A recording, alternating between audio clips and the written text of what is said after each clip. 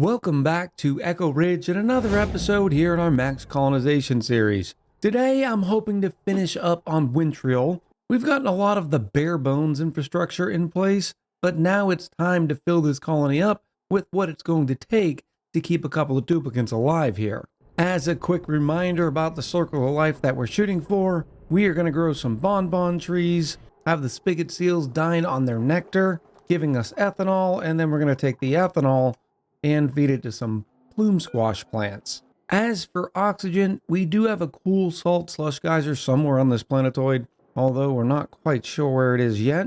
But once we find it, we could then purify and freeze that water, and then take the ice and fertilize some alveo vera plants, which will have the double effect of consuming carbon dioxide and producing oxalate. On the flip side, we could just purify the water and feed it to a spalm, albeit a very tiny spalm. All that's going to depend on how the power infrastructure ends up on the planetoid, because remember, the alveo vera plants do require a bunch of carbon dioxide to keep them growing. So we'll see. Over on our home planetoid, we are finally finished filling the oxygen tank, which I'm going to have to figure out something else to do in the future because it takes entirely too long to fill that tank using one port loader.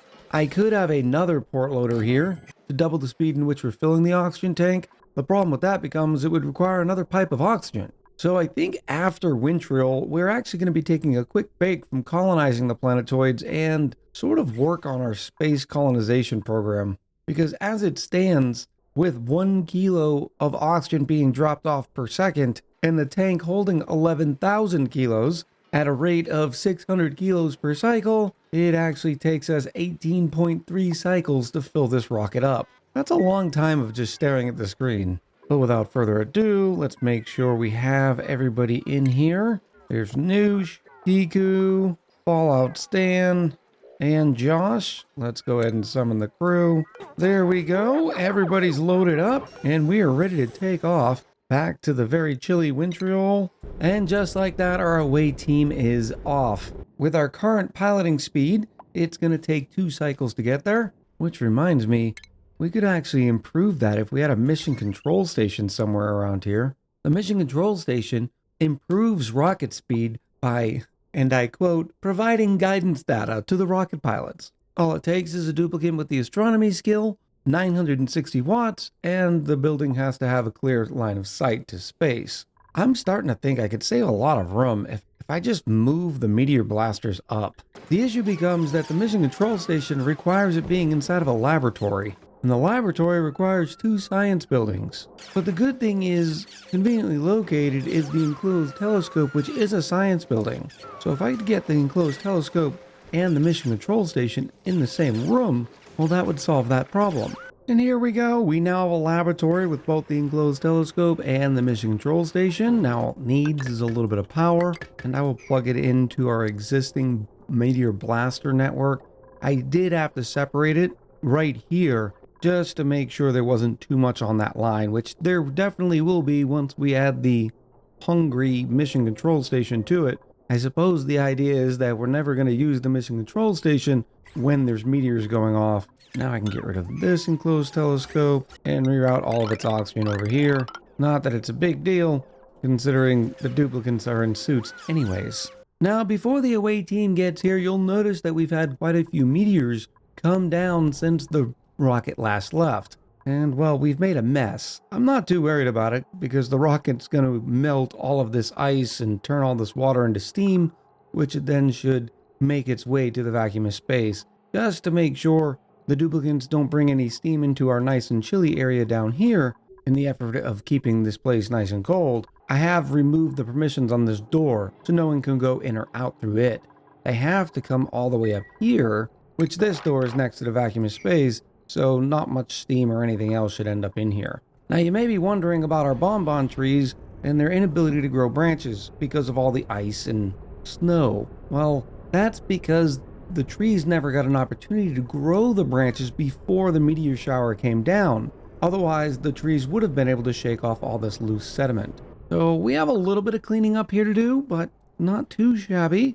I would like to do something about this tree and all of its polluted oxygen off-gassing everywhere thanks to these puffs. I think what we need to do, to tell you the truth, is destroy said puff. And there is no sand, otherwise I'd use some deodorizers. So at that point, I think my only option is to either find and make some sand or vacuum all of it out. Well, we have a problem. You'll notice that the rocket is waiting to land on Wintriol. And I actually found a rare spelling error, as the rocket's actually waiting for a rare rocket platform. And the issue is the fact that the rocket platform is entombed. I'm just going to have to send another rocket from our home planetoid and land a rover or another dupe. Here we go. The ESS Explorer is ready to go. We do have a rover and a rover's lander all ready to go.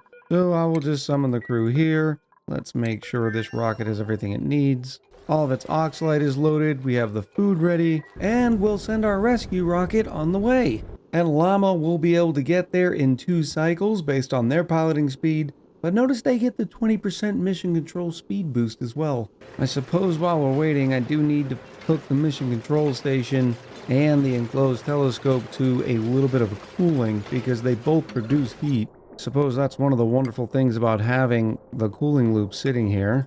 Am I ever going to update this to super coolant? To tell you the truth, I really don't see any reason why. The only thing it would do is make our thermal aqua tuners responsible for cooling the loop a little bit more efficient. But I don't know if you recall, but we have plenty of hydrogen to go around, so I don't care about power efficiency. The big disadvantage about having to do this is the fact that the colonizer right now is using up a lot of its oxygen reserves. You can see with every second, the cargo capacity remaining is going up by 1 kilo, and that's because our oxygen tank is slowly emptying. Now out of the Explorer, let's try deploying a rover. There's a few places that seem to be okay. Unfortunately, it will not let me go down here, which is really where I wanted to go. Without ladders, rover wouldn't be able to go down here to dig out the rocket platform. Unless there's some obsidian up here. Suppose I can rebuild the ladders out of a better material. Actually, rover could go in this door, down through here, and then come out. Okay, this won't be so bad. Here comes our goodest boy now. Way to go, rover. What do you plan on doing? There's nothing here for you to do. Let me make sure rover's allowed into there, and then we'll start digging this out. There are no other errands queued up, so that's all rover should do. No, rover, where are you going? No, we're not digging this stuff out. It makes me wonder, will experiment 52B do damage to rover? We're gonna have to science that one out. Here we go. And just like that, the rocket platform is no longer entombed, and I can land the colonizer. Rover, you might want to move out of the way, buddy. Let me try sweeping one of these eggshells while that rocket lands and see what happens to rover. I will also make sure that no one else can go through this door again. Of course, I think rover could have gone through it anyways. The standard access permission only applies to regular dupes. I'm assuming rover would fall under the robots category? Yes. When you expand the robots category, it says rover. We've once again melted all of these ladders, which now need to be replaced with obsidian. This pipe segment also needs to be replaced. Is it melted as well? It would probably be smart to put a high pressure gas vent there. Well, I guess it doesn't matter. All of this carbon dioxide and everything's going to go away anyways. No, rover, stop going in there. Oh, that's a bad rover. Or a bad echo, however you see it. I was literally looking at it and forgot to remove the permissions. But now, since no one can get up through this door... Okay, fine, rover. You can go through the door now. I mean, we're letting all sorts of hot carbon dioxide in, but we don't have a better choice. And now that the ladder is finished, I can then once again remove all the access. And we're back to business here. Suppose the first thing I need to do is actually dig up all of this debris, so that way the bonbon tree branches can grow. And oh my goodness, how long has this Pip been stuck inside the snow? Sorry, Pip, we had to go get oxygen. About 20 cycles ago. Do let me move the Pip back. Might be a little chilly down here, but I think the Pip will be fine.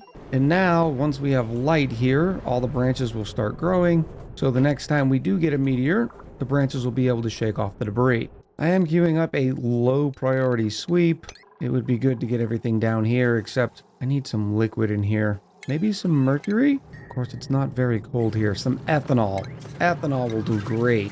Here we go. Now, as long as it stays cold enough to keep the ice from melting, we don't have to worry about anything off-gassing here either. Now it's time to talk a little bit about the spigot seals. Spigot seals drink nectar straight from the bonbon tree. When they do, they produce ethanol. As a reminder, we're going to be taking that ethanol and supplying it to plume squashes in order to feed our duplicants. You can't feed them spigot seals directly because when spigot seals expire, they only drop tallow, which you can't eat straight tallow. So the question then becomes, how many spigot seals are we going to be able to ranch, and are we going to have enough ethanol to support X amount of plume squashes? And that math starts with the bonbon tree. The bonbon tree, if growing 100% of the time, produces 20 kilos worth of nectar per cycle. Well, in order for a bonbon tree to produce 100% of the time, it needs all of its branches and has to be sitting in 10,000 lux. Well, as you can see right now, we're almost midday and we're not even at 10,000 lux yet. So our trees are not going to be producing 100% of the nectar that they could as if they were very well lit. In fact, this planetoid at its peak only gives us 10,000 lux. This is where the math's going to become a little fuzzy. Since we know that the tree is only going to be getting that 10,000 lux for just a quick second before it starts heading back down on the percentage of light that it's actually receiving. And for just easy math, I'm going to go with 50%. And you might say, well, Echo, it's staying above 50% of 10,000 lux for quite a long time, which is true. Unfortunately, it also gets dark out here on the planetoid, where we are receiving 0 lux. But if I'm assuming that 50%, we can guess that the bonbon tree will produce us 10 kilos worth of nectar per cycle. Well, if we take a look at the spigot seal and highlight over their diet, you can see that each spigot seal requires 40 kilos worth of nectar per cycle. So while it would normally take 2 wild planted bonbon trees to sustain 1 spigot seal, in this case, with the rather dim levels of light here on this planetoid, we're going to estimate that it's going to take 3 to 4. So much for well-laid plans. All of my ethanol is gone somehow. And we are off-gassing something nasty here. For giggles, I'm going to put down a compost so we can get through some of the polluted dirt that's no doubt causing that problem. I'm also going to put down a rock crusher so I can smash a little bit of iron ore to give me a little bit of sand so I can get these deodorizers going. I'm not worried about the germs with the composter for the simple reason it's too cold for germs here. Next up on the liquids I'm going to try is nectar. Hopefully it won't evaporate or whatever happened to that ethanol. It's not a big deal. I just don't like the look of the polluted oxygen, and when we welcome our new dupes here, I want it to be a nice cozy home. Oh, in fact, instead of doing the iron, I'm going to do a little bit of igneous rock. We have 28 tons of it here. Next up is going to be designing the ranches. These are going to be a little weird. And the reason why is I need to be able to collect all the ethanol that is being produced by the spigot seals. I also have to work around these bonbon trees in order to make a couple of ranches. Let me work on some designs and see what I can come up with. While I'm working on designs for the implementation, it's time to start look for duplicants who are going to live on this planetoid. Now, it is cold, so it seems to me that we should be looking for duplicants that are frost-proof, so I don't have to worry about the chill. And while I'm at it, I probably should set up some low-level dig commands so we can continue to strip mine this planetoid. And while I am running out of raw minerals down here, there does seem to be plenty of granite, so I'll make the rest of the scaffolding out of it. And I've also discovered that I've really echoed something up. You'll notice that the payloads are only dropping off 4 kilos worth of glass at a clip. And that's because of our last episode when I was sending something else. I certainly don't remember what it is. So I needed to reset the minimum launch mass from 4 kilos back up to 200 kilos. I'll show you why we needed glass here in a minute, but that was definitely holding me back. Unfortunately, I didn't catch it very quickly, and there are a lot of payloads here, all holding 4 kilos worth of glass. So far, this is what I have. I had to remove a couple of trees in order to get the grooming stations and critter drop-offs in here. This one here I didn't want to remove. I just needed to get rid of the left side of the branches, but it's not too big of a deal because I can just have it pip planted back. And here is our wonderful pip here, who's definitely not happy. We'll relocate them right up here, and hopefully they'll get that pip planted sooner rather than later. I'm going to be doing all our ethanol collection right down here. And just as soon as we have our ethanol collection tank finished, I will be able to put the spigot seals in there. Unfortunately, this represents a problem. Our initial plan was to let the bonbon trees sort of shake off all the ice and snow, which would have worked just fine. Unfortunately, we have to seal them in a room. That way we end up with a couple of stables. And I can't allow the snow and everything to gather up here because then it'll remove all the light required to keep the bonbon trees growing. That's where our wonderful robo-miners are going to help out. I don't think there's any reason for them to be made out of steel. It should not get warm up here for the simple reason anytime snow and ice lands on these window tiles, it will cool them down.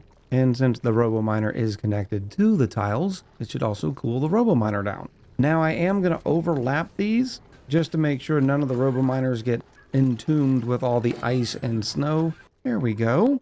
I am going to have to figure out a power situation here. Maybe the excess power being generated from the tungsten volcanoes and the other volcanoes that we know are here somewhere. I also need to start putting in some conductive wires. I'd love to be able to use the mercury. The problem with using mercury is it melts at minus 38 degrees. And while I think it's going to stay cold up there, I don't think it's going to stay that cold. So it looks like I'm going to end up sending over more iron, except this time I'm not going to send it over 4 kilos at a time. I was very happy to let the wonderful pip come pip plant things. Unfortunately, it looks like the pip is also starting to take a bite out of the bonbon trees. So it's time for you to move, buddy. In our digging, we have unearthed the cool sludge geyser, which is very good news. I now have access to water, which means I can make a little spalm, and from it, not only use that hydrogen, but I could also pump the oxygen right into this gas cargo canister, which will keep these dupes here for longer. It is overpressure right now, which means it is not dormant. Plus, there's a whole bunch of things in here that I need to get rid of. So I've got that sweep set up, and then I'm going to try to get it tame as soon as possible. Now, the problem with the cool slush geyser is the fact that the brine comes out at minus 10°C. Well, if I flip that over to water at minus 10°C, it'll crack the pipes because the regular water would end up freezing. So I need to warm this water up a little bit, turn it into water, send that water into the spalm, or alternatively, I could just freeze it even more and then feed it all to the alveoveras. Unfortunately, right now, I don't have enough carbon dioxide to keep the alveoveras going until I get the ethanol going, which will then go into petroleum generators, which will then create plenty of carbon dioxide and, well, more polluted water. I've got a feeling I'm going to overcomplicate this colony quite a bit. So I guess step one is getting the ethanol and the spigot seals going. I've got a couple of the buddies around here. Here we go. Let's relocate one of you up here. I can re-enable this grooming station again. With 7 trees, I'm going to try to support 3 spigot seals and see how that goes. Well, that's a weird graphical bug, huh?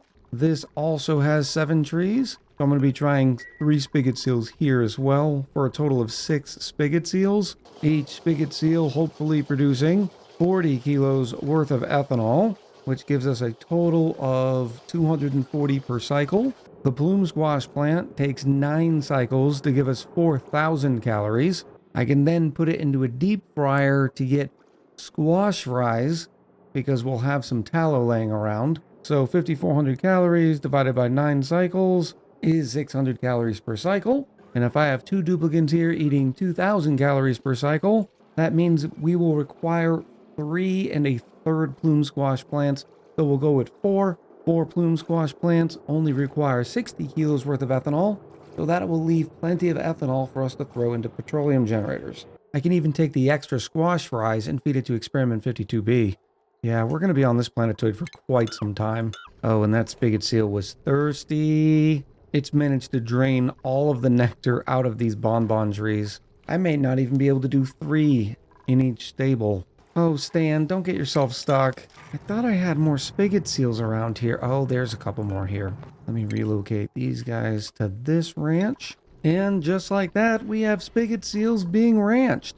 I've got a couple of incubators here where we're going to have spigot seals being incubated. And the 2 incubators will allow us to do this without being powered. We already have about 5 kilos of ethanol in each tile. And I figure I'm going to put the hydroponic farms where we're growing the plume squashes up here. In fact, I've decided that this is going to be the living area for the dupes on this planetoid. Thought it was sort of cool living in a symbiotic nature with the angry tree. Even the aloe vera is going to end up coming up here, so what we might do is sort of a hot-cold situation. This area of the base will be kept warm, and this area here will keep cool with a cooling loop. And then I can just pump the carbon dioxide being produced by the petroleum generators up here to keep those alveo veras stable. But that's going to about do it for today's episode. I know we haven't gotten too much done, but what we did get done was very important. Next up, I'm going to start taming some of these geysers. I need to figure out if I'm going to put a temporary spawn here to keep the rocket going, petroleum generators for power, and carbon dioxide production. We've got lots to do. And I believe this video will actually end up being the last one of 2025. As always, thank you so much for your continued support and for continuing to enjoy these videos. I'm looking forward to creating more for you, and if you are too, don't forget to hit the like button. So until next year, much love, happy gaming, and I'll talk to you soon.